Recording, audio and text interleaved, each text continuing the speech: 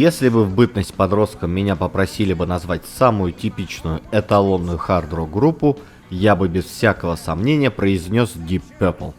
Но это тогда группа казалась мне типичной и эталонной, а в 70-м году озадаченные критики относили ее к прогрессив-року, то есть стилю заведомо экспериментальному и новаторскому. Ведь термин «хард» тогда еще не употребляли. Вряд ли найдется человек, который ни разу не слышал творчества этой группы, ведь они являются авторами и исполнителями таких бессмертных хитов, как Smoke on the Water, Highway Star и Child in Time.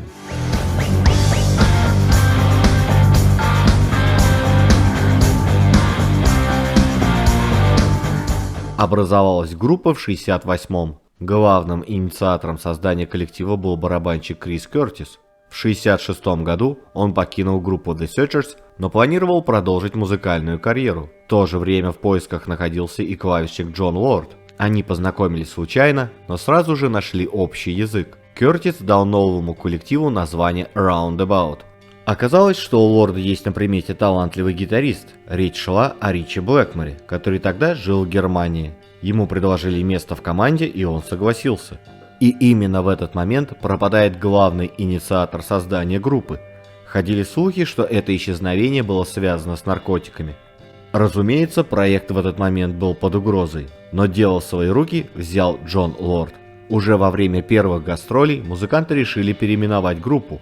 Каждый написал на бумажке свой вариант. Наибольшие споры вызвали названия Fire и Deep Purple. В итоге остановились на Deep Purple, темный пурпур. Его предложил Ричи Блэкмор. Это было название любимой песни его бабушки, романтической баллады Билли Уорда. When the deep purple falls over sleepy garden walls and the stars begin to flicker in the sky. Первые концерты группа дала в Дании. Вокальные партии исполнял Род Эванс. На гитарах играли Ричи Блэкмор и Ник Симпер. Джон Лорд на клавишах, Ян Пейс на ударных. Примечательно, что в родной Англии их творчество мало кто слушал, а вот в США они собирали огромные площадки. Вскоре фронтмены группы Блэкмор и Лорд познакомились с Иеном Гилланом. Он пел в группе Episode 6, и музыканты были поражены его вокалом. На прослушивание в Deep Purple он пришел с басистом Роджером Гловером, с которым они были на тот момент сформировавшимся авторским дуэтом. Им сразу же предложили присоединиться к группе, правда не сообщили об этом Роду Эвансу и Нику Симперу. Некоторое время Род и Ник были в неведении о том, что без них уже активно проходят репетиции. Они продолжали выступать на концертах с коллективом, но длилось это недолго. В итоге Эвансу и Симперу была выплачена денежная компенсация, а также полагались ежегодные отчисления от продажи пластинок в размере 15 тысяч фунтов. В этом составе группа записала 3 альбома, но настоящий успех свалился на музыкантов в 70-м году с альбомом Deep Purple in Rock. Именно эта пластинка вывела коллектив в ряд популярнейших рокеров столетия. Альбом сразу же попал в топы хит-парадов, а они отправились на гастроли. Началась золотая эпоха золотого состава Deep Purple.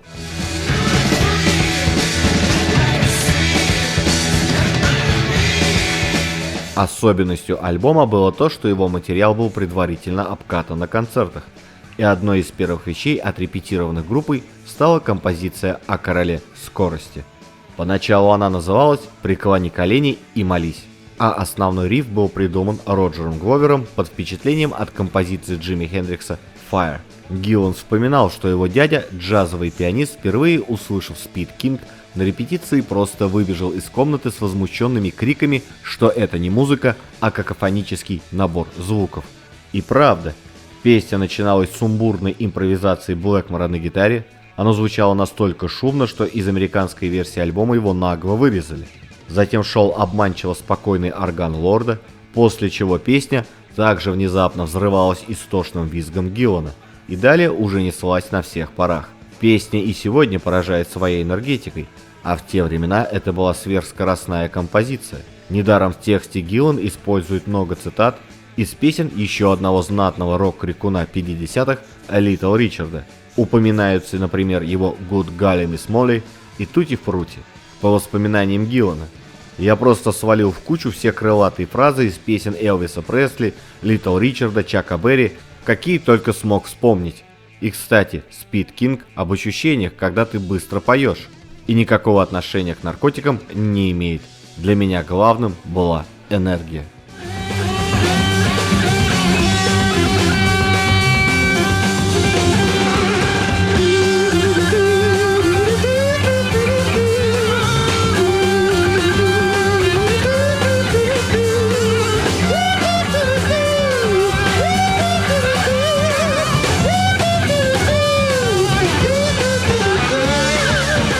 Если вы меня спросите о самой любимой песне этой группы, я долго думать не буду. И это вовсе не набившая оскомину Smoke in the Water, а глобальная 10-минутная композиция Child in Time, завершающая первую сторону виниловой пластинки In Rock. По воспоминаниям Блэкмора, эта запись была своеобразным ответом всему тому, что мы делали с оркестром. Мне хотелось сделать громкую хард-роковую вещь, и я буквально молился, чтобы она такой и получилась. Я боялся, что иначе мы до конца жизни будем играть со всякими оркестрами. Надо сказать, что читать переводы текста Deep Purple занятие неблагодарное. Сплошь какие-то сексуальные бейбы, любовь-морковь, ну, что родимое, поехали кататься, и так далее, и тому подобное. А вот Child in Time редкое исключение. Ее текст метафоричен и, по признанию автора слов Гиллана, отражает состояние человека в период холодной войны, грозящей перерасти в горячую ядерную. И переводить название надо не как «Дитя во времени» или «Ребенок в наше время», как перевели на одной советской пластинке, а с учетом запятой, которая, правда, так и не была пропечатана «Дитя со временем». Некоторые без основания считали, что Child in Time касается и войны во Вьетнаме. На конверте песню сопровождала подпись «Это история лузера, и им мог бы быть ты». По воспоминаниям Гиллана, при посредстве радиостанции «Свободная Европа» эта песня и ей подобные достигли ушей и сердец наших единомышленников за железным занавесом. И как я узнал много лет спустя, они с огромным облегчением узнали, что и здесь у них есть друзья, которые хотят мира. Спустя какое-то время я узнал еще одну новость. Многие думают, что сдирать чужие песни и мелодии – это прерогатива отечественных музыкантов. Спешу успокоить, западная музыкальная практика не менее богата на плагиаты. Так, знаменитое органное вступление на Child in Time было позаимствовано из песни Bombay Calling группы It's a Beautiful Day. Только там этот отрывок игрался живее и на скрипке.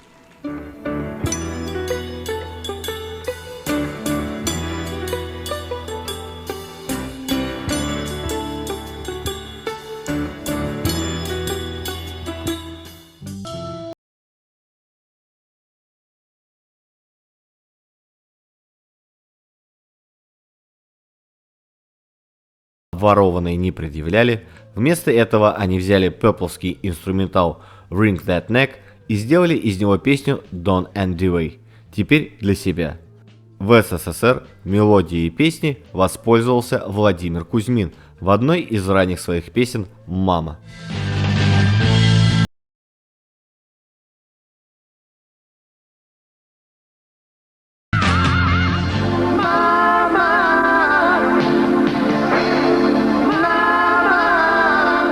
Как ни странно, Блэкмор отзывался о своем соло на студийной записи Child in Time с недовольством. В те времена никогда не делалось больше 2-3 дублей, когда дело доходило до гитарных соло.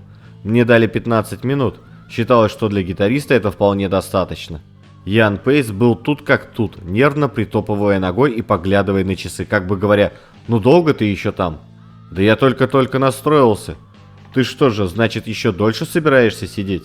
Иногда на концертах я играю это соло намного быстрее, чем на пластинке. Но Ян Гиллан был, пожалуй, единственным человеком, способным спеть эту песню. Это был его звездный час. Больше никто не решился бы на подобное карабканье по октавам все выше и выше. После распада Deep Purple Гиллан создаст свою собственную группу и перезапишет Child in Time в более спокойной, пространной манере, чем-то напоминающей Pink Floyd. А спустя время он и вовсе перестанет ее петь не из принципа, а по вполне будничной причине. Эта песня всегда была на грани моих возможностей, вспоминает Гиллан. А сейчас, когда мне 60, боюсь, уже за гранью. Я и сам расстраиваюсь, что мы не исполняем эту песню. Она все-таки много значит для меня и для группы.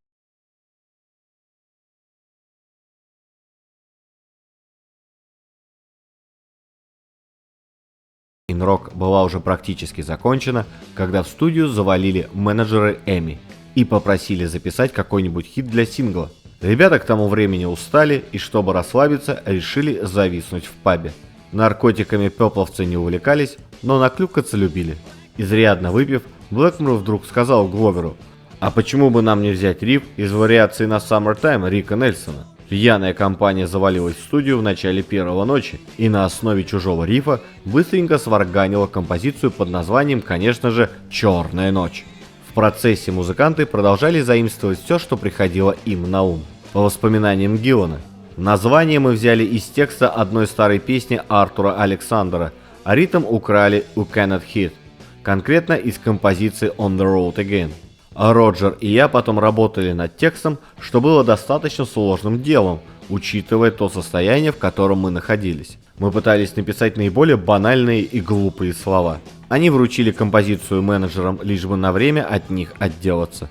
Никаких надежд на песню музыканты не возлагали. В альбом она, например, не вошла. Считали, что в лучшем случае добьют ей какой-нибудь стоящий сингл. Но руководители Эми посчитали иначе и не прогадали. Сингл Black Knight вышел в июне 70-го года и неожиданно занял второе место в британском топе. Забавно, что песня, записанная в алкогольном угаре и спустя рукава, станет наивысшим достижением в сингл-чартах за всю карьеру Deep Purple.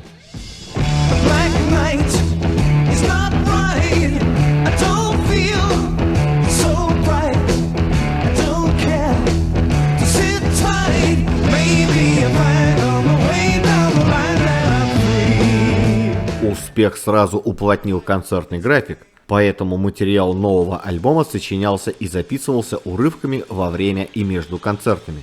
Может, поэтому Блэкмор считал следующую пластинку Fireball неудачной, а вот Гиллан до сих пор называет ее своим самым любимым альбомом. Слушатели тоже проголосовали за. Это был первый альбом, занявший первое место в Британии. Несмотря на стилистическое разнообразие пластинки, открывалась она традиционно, с забойным скоростным треком с одноименным названием. Дословно Fireball – это огненный шар, но в данном случае подразумевается комета или метеор, что видно и по обложке диска. На текст песни Гиллана вдохновила неразделенная любовь к девушке, о которой он сказал: «Она была для меня полной загадкой». Открывалась песня странным звуком. Хотя музыканты долгое время говорили журналистам, что это особый синтезатор, на самом деле они просто записали гудение включающегося кондиционера. Затем шла неистовая барабанная дробь Яна Пейса. В советские времена у меломанов ходила легенда, что Пейс был способен молниеносными ударами палочек удерживать монету на вертикальной стене, не давая ей упасть. Не знаю, как там с монетой, но любопытные подсчитали, что в начале песни он выбивает 240 ударов в минуту. Также это редкая песня группы, где ударник использовал два барабана бочки. Дополнительную бочку даже специально выносили во время концертов только для исполнения этой песни. По энергичности песня ничем не уступала Speed King, даже казалась более энергичной из-за отсутствия традиционного гитарного соло. Вместо него в конце энергично наяривают Гловер на басу, Лорд на органе и Гиллан на бубне.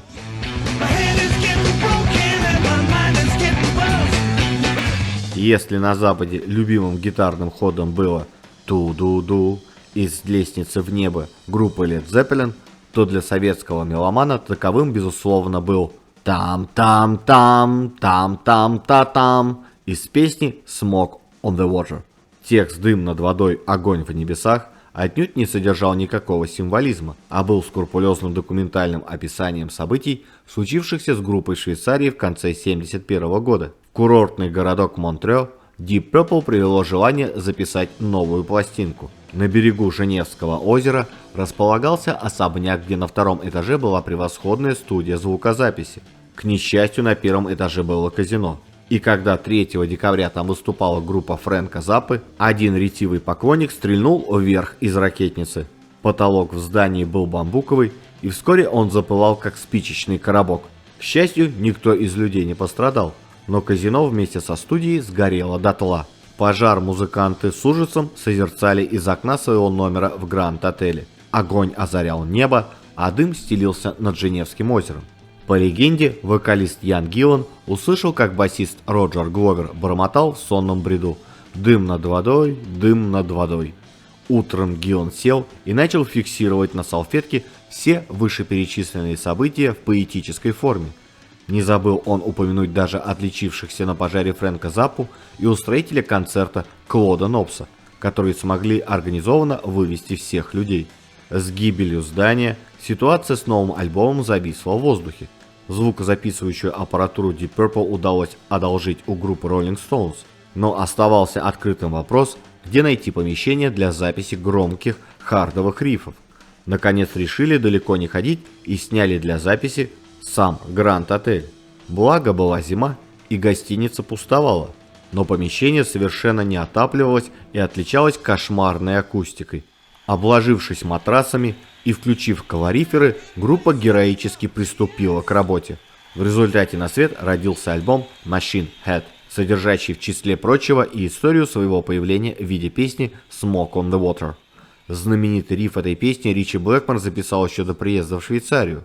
Правда, пронырливые меломаны умудрились найти песню бразильской певицы Астрид Джилберт 1965 года, проигрыш в которой сильно напоминает риф «Дыма над водой». Впрочем, как по мне, обе песни очень разные и сходство их чисто случайное.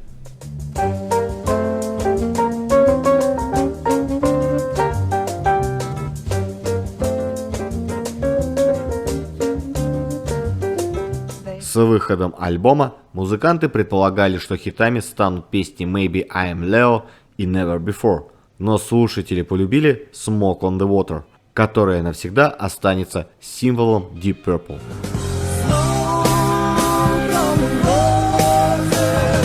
Так как члены Deep Purple почти единогласно считают Machine Head своим эталонным альбомом, нельзя не упомянуть еще одну знаменитую композицию этой пластинки. Речь идет о песне с красноречивым названием «Звезда автострады». Она была самой быстрой композицией альбома и потому по традиции шла первым треком. Смысл песни был нехитрый: «Я крутой парень и несусь на крутой тачке».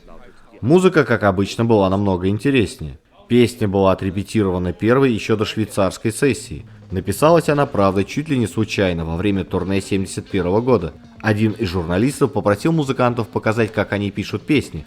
Блэкмор взял акустическую гитару и стал наигрывать риф на основе одного аккорда соль мажор, а Гиллан тут же сочинил текст. По воспоминаниям Блэкмора, «Я работал над соло для этой песни еще до того, как мы начали ее записывать, чего я обычно не делаю, и мне захотелось наложить немного Моцарта на последовательность аккордов». Правда, Лорд говорил, что последовательность аккордов была Баха-подобной, но сути это не меняло. Академическая классика вписалась в рок-ритмы превосходно, став некой визитной карточкой стиля группы. Впоследствии этот прием стал настолько привычным, что некоторые не без оснований считали, что именно тяжелый рок стал прибежищем европейской академической традиции и помог классике сохранить свою актуальность в современном мире.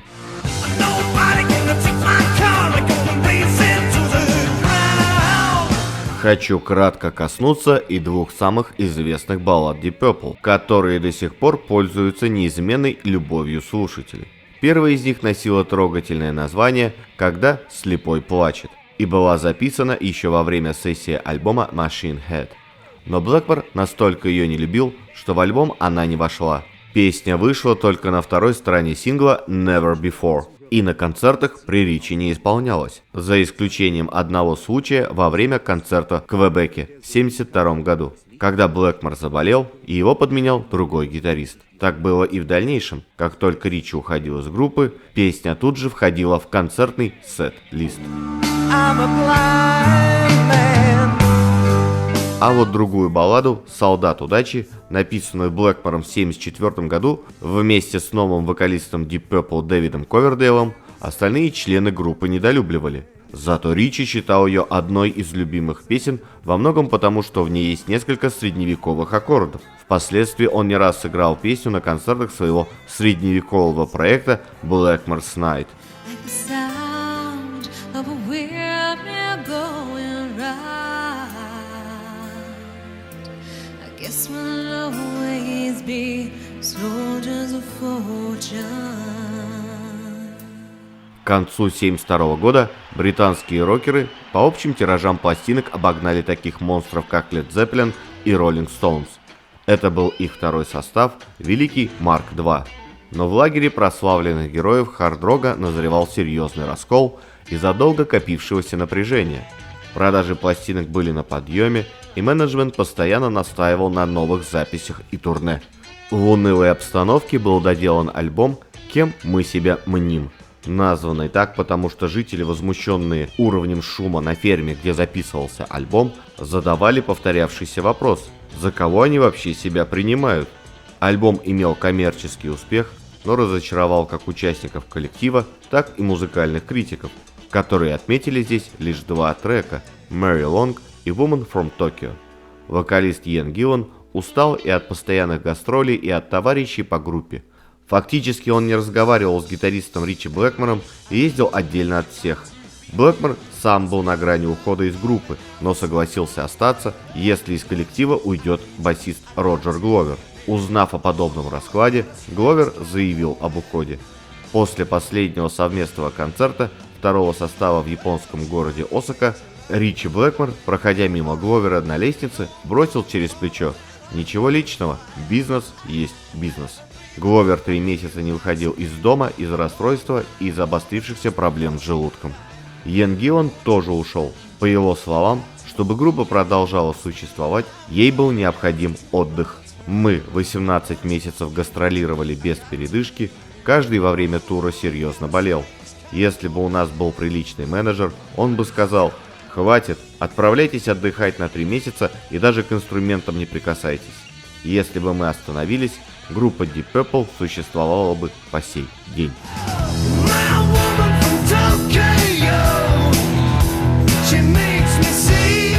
В июне 1973 года трое оставшихся участников Deep Purple пригласили басиста Глена Хьюза, который вообще-то изначально претендовал на роль вокалиста. Когда начали искать подходящего певца, вначале выбор пал на Пола Роджерса из Free, но в итоге он ушел в Bad Company. Так в группу влился вокалист Дэвид Ковердейл, который к тому времени работал в модном бутике и увидел объявление о том, что группа ищет замену Иэну Гиллану. Когда-то он пел в группе The Government, которая в 1969 году выступала в одном концерте с Deep Purple, так что Ковердейлу не стоило особых усилий пройти прослушивание, и он разделил вокальные партии с новичком Гленном Хьюзом. Родился третий состав группы Deep Purple Mark III. В феврале 1974 года был выпущен альбом Burn, который ознаменовал триумфальное возвращение группы, но вместе с тем и перемену стиля. Глубокий, богатый нюансами вокал Ковердейла и высокий вокал Хьюза придали новый ритм-блюзовый оттенок музыки Deep Purple. В ноябре 1974 года вышел альбом Stormbringer. Заглавный трек, а также песни Gypsy и Soldier of Fortune стали популярны на радио. Но в целом материал оказался слабее, во многом потому, что Блэкмор, как сам он признавал позже, не одобряя увлечения остальных музыкантов белым солом, лучшие идеи приберегал для Rainbow, куда и ушел в 1975 году.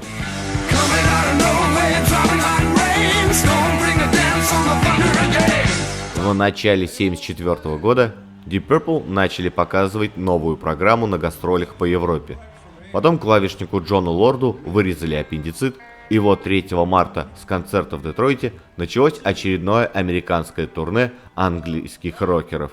Deep Purple перемещались по США с шиком на частном реактивном Боинге 720 под названием Starship, за прокат которого пришлось заплатить $127 тысяч. Кстати, этот славный самолет – настоящий свидетель рок-н-ролльной истории. В 73 и 75 годах на нем летали Led Zeppelin, для которых прямо в салоне были устроены бар с вращающимися стульями, диван, спальня, душевая, телевизор, видеомагнитофон и даже орган. Клиентами самолета в разное время были также Rolling Stones, Allman Brothers Band и Элис Купер. Именно Starship с названием группы на фюзеляже можно увидеть в фильме Life in California 1974 года, на котором зафиксировано появление Deep Purple на рок-фестивале California Jam. Этот фестиваль, который прошел 6 апреля на стадионе для мотогонок Ontario Speedway возле Лос-Анджелеса, был завершающим этапом турне по США. Deep Purple было предложено выступить либо последними, либо выйти предпоследними на закате. Музыканты предпочли второй вариант. На подобных крупных фестивалях каждая группа выступает со своим оборудованием, которое весит несколько тонн и требует монтажа, подключения и настройки. Суммарная мощность звуковой системы на фестивале составляла 54 тысячи Вт. Естественно, публика не хочет видеть все эти приготовления. Коллективы должны сменять друг друга без задержек. Для этой цели на сцене фестиваля были уложены железнодорожные рельсы с 3 перемещающимися площадками. Пока на одной кто-то выступает, на другой устанавливается аппаратура для следующих исполнителей. На третьей разбирают то оборудование, которое уже отработало свою программу. Благодаря бойкости работников сцены все выступали вовремя, закончив за час до заката. Когда пришел черед выходить Deep Purple, солнце еще сияло, что портило весь эффект выхода на закате. А Ричи Блэкмор невозмутимо отказался выступать до оговоренного в контракте заката. Его гитары еще не были настроены. Представитель телекомпании ABC настаивал на немедленном выходе на сцену и дал пару минут на размышление. Ричи настраивал гитару и никуда не собирался. Он начал угрожать нам, а я продолжал его игнорировать. Этот парень вовсю разошелся, а затем сказал, что нас выкинут из шоу, если я не выйду на сцену. Он начал считать до 30, а я сидел, настраивая гитару, и слушал, как он ведет отчет.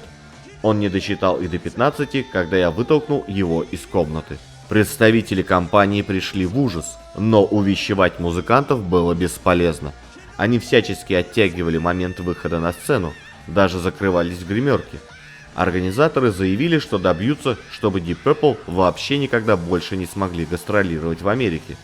На огромном стадионе собралось 250 тысяч человек, купивших билеты.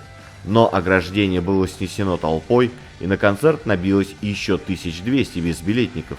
Неожиданно на фестивальную сцену выбежал рабочий сцены Оззи Хоп и завопил в микрофон, обращаясь к толпе почти в 500 000 человек: «Вы хотите увидеть Deep Purple?» Ответом ему были оглушительные аплодисменты и извергнутый тысячами глоток вопль «Да!». После такого приветствия отменять выступление Deep Purple уже не решилось. Музыканты всяческими ухищрениями протянули еще минут 20 и все-таки появились перед публикой. Изнемогающая от ожидания толпа фанатов рока встретила музыкантов диким орелом восторга. Когда фестиваль сотрясли первые аккорды, солнце Калифорнии еще светило, но ближе к середине сета начало живописно закатываться за горизонт. Ричи Блэкмор был в негодовании. Он мечтал отомстить тому умнику из ABC, который уговаривал его выходить на сцену раньше времени, но того не было на сцене. Но взбешенный гитарист нашел способ сорвать свою злость. Концерт снимался дюжиной телекамер, и операторы были строго-настрого предупреждены, что нельзя загораживать Ричи Блэкмора от публики и лучше к нему вообще близко не подходить, иначе он может выкинуть какой-нибудь номер. Один из операторов, видимо, забыл об этом и постепенно приближался к гитаристу, и сам не заметил, как подошел слишком близко. Ричи Блэкмор в ответ несколько раз сильно ударил гитарным грифом по камере, линза разбилась, но оператор продолжал снимать это безумие. Но и на этом безобразия не закончились. Ричи Блэкмор разбил вдребезги и выбросил в публику несколько гитар, а потом устроил рискованное огненное шоу. Несмотря на правила пожарной безопасности, он попросил рабочего сцены облить колонки бензином и во время беготни по сцене сам поджег их. Раздались 2 взрыва, которые оказались мощнее, чем предполагалось. Музыкантов едва не сдуло со сцены. их волосы чуть не загорелись. Пока за сценой суетились менеджеры, полицейские и пожарные, Ричи Блэкмор вертел в руках гитару и расправлялся с колонками, бросая их в толпу со сцены. Концерт превратился в вакханалию разрушения.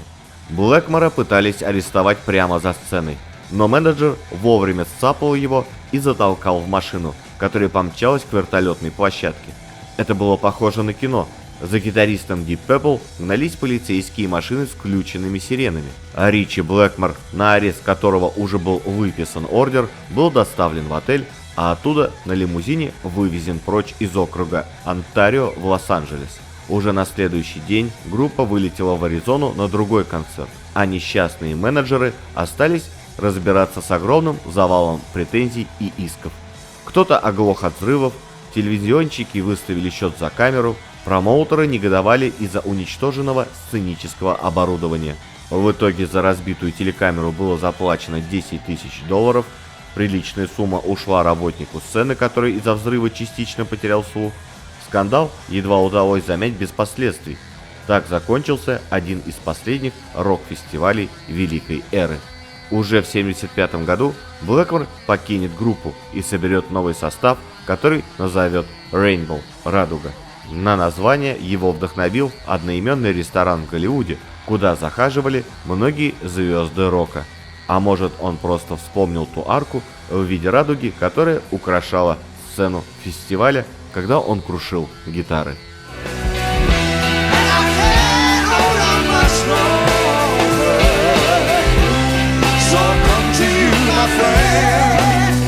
Последующие альбомы были не столь успешны.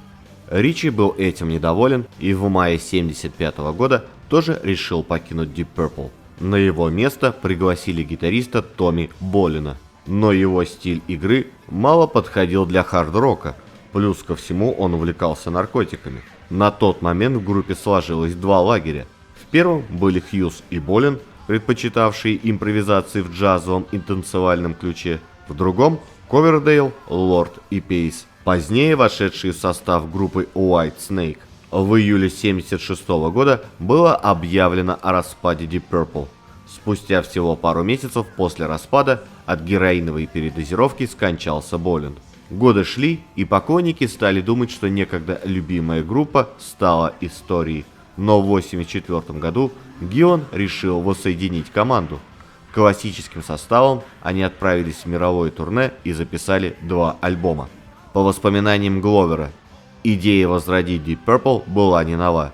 Еще в 80-м году разные люди, бизнесмены, менеджеры, представители фирм грамзаписи пытались собрать нас вместе. Тогда нам предложили $5 миллионов за один концерт, но мы отказались. Не хотелось снова начинать карьеру из-за денег. В жизни деньги, безусловно, вещь нужная, но не в них счастье. За наше нынешнее воссоединение несет ответственность один человек – Иэн Гиллан. Это была целиком его идея. Еще в 1983 году он пришел ко мне и Ричи Блэкмору, предложив собрать Deep Purple.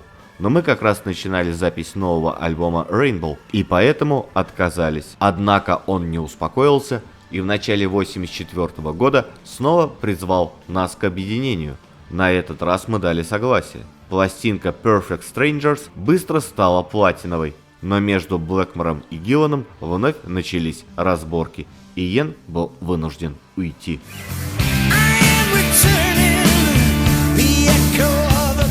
Думаю, что Иэну не нравилось то, что мы делаем. В то время он ничего не писал, часто не приходил на репетиции, говорил Джон Лорд. Зато его все чаще видели пьяным. Однажды он почти голым валился в номер Блэкмора и там уснул. Ричи пригласил на его место бывшего вокалиста группы Rainbow Джо Ли Тернера, но другие участники отнеслись к этому негативно. По словам Гловера, Тернер пытался превратить Deep Purple в обыкновенную американскую хэви-метал группу. Джо приходил в студию и говорил: «А может, мы сделаем что-либо в стиле Motley Crue?» Или критиковал то, что мы записывали, говоря: «Ну вы даете, так уже никто не играет». Как будто бы он не имел понятия, в каком стиле работают Deep Purple. Вскоре он был отправлен в отставку, и в команду вернулся Гиллан. В этот раз не выдержал Блэкмор. Его заменил Джо Сатриани, но в таком составе им не удалось записать ни единого альбома. Некоторые поклонники коллектива считали, что без Блэкмора группа не будет существовать, но они оказались неправы. Да и Ричи без дела не сидел. У него был коллектив Rainbow, а в 1997-м вместе со своей женой Кэндис Найт основал группу Blackmore's Night. На смену Сатриани пришел американский гитарист Стив Морс. Таким составом они выступили вплоть до 2002 года. Тогда Джон Лорд решил покинуть коллектив. А в 2011 году стало известно, что Лорд болен раком поджелудочной железы. В следующем году он скончался.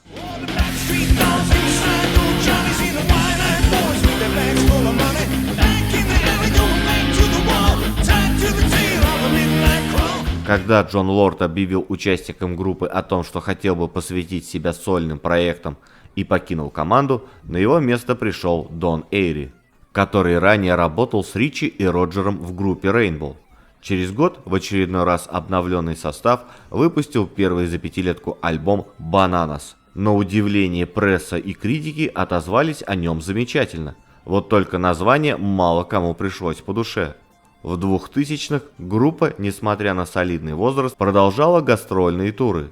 По мнению музыкантов, ради этого коллектив и должен существовать, а вовсе не для производства студийных альбомов. Кстати, в начале 2008 года «Газпром» пригласил Deep Purple выступить на специальном концерте, посвященном 15-летию компании, в качестве благодарности Дмитрию Медведеву, давнему поклоннику коллектива, имеющему в своей личной коллекции все его альбомы. Концерт состоялся в Государственном Кремлевском дворце, группа исполнила 7 песен и была тепло принята 6000 зрителей, что явилось свидетельством, по выражению лондонской «Таймс», демонстрации редкой в наши дни гармонии в англо-российских отношениях. Когда их спрашивают, куда вы движетесь, они удивительно логично отвечают: только вперед.